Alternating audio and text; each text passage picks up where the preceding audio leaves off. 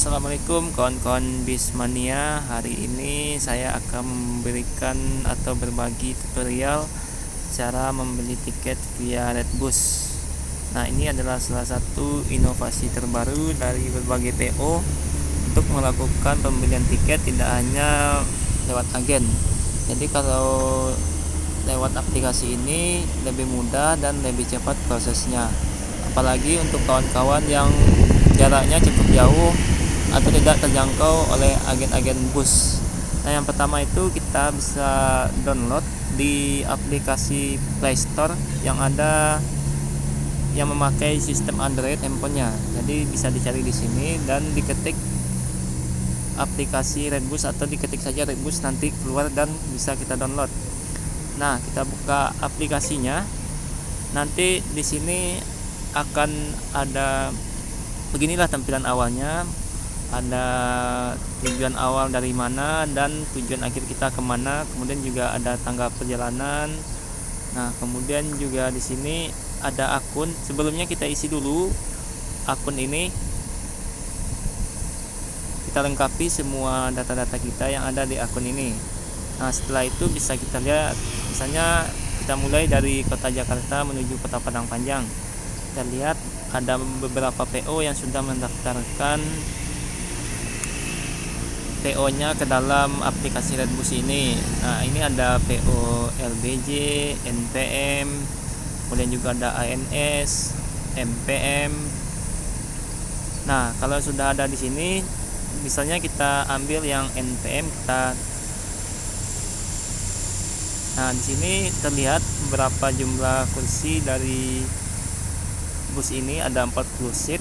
Nah, kemudian juga yang lebih berwarna abu-abu ini tandanya dia sudah diambil atau sudah dibeli tiketnya oleh penumpang.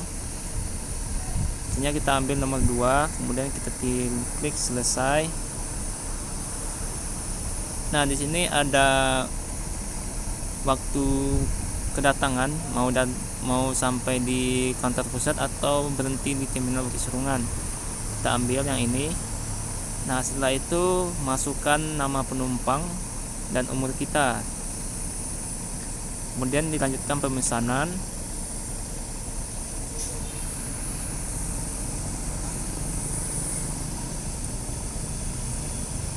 Setelah ini bisa kita, kalau ada kode penawaran, maksudnya ini kayak kode diskon yang diberikan, atau kemungkinan Redbus terkadang juga memberikan diskon, bisa kita lihat di tampilan awal. Nanti kalau ada bisa dimasukkan di sini, kalau tidak bisa dikosongkan saja. Kemudian cara untuk pembayaran bisa melalui virtual account, kemudian juga manual transfer.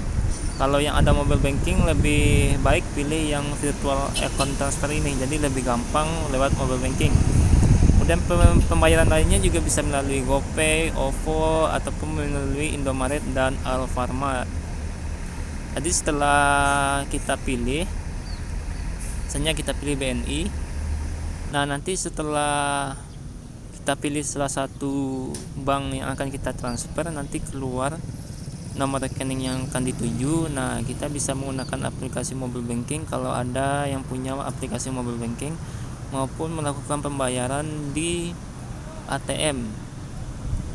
Setelah itu nanti tiketnya akan dikirim melalui SMS maupun melalui email yang kita masukkan saat pendaftaran pertama kali. Jadi kawan-kawan tidak usah khawatir apakah kursi kita nantinya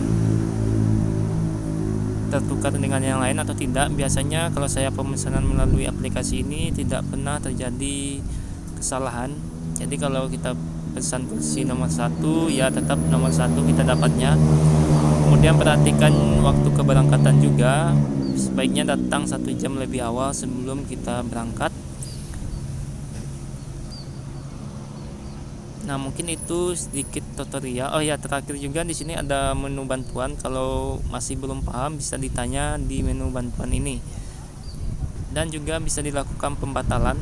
Kalau yang pembatalan ini kita lihat dulu apakah ada di dalam aplikasi ini.